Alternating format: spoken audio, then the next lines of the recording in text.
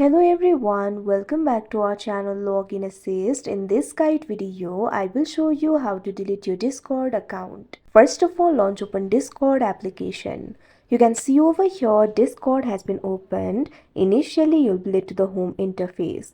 Make sure you're logged into your account. So if you want to delete your account, you'll have to access the settings. For that, tap on the U icon that you can see at the bottom right corner of your screen. Now you'll be led to your profile interface.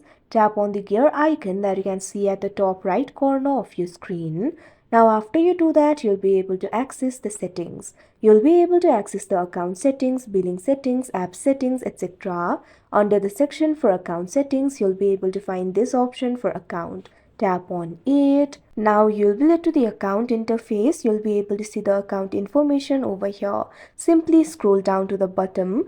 Now at bottom you'll be able to find this section for account management. Right over here you'll be able to find two options: disable account, delete account. Tap on this option, delete account, that you can see on the screen.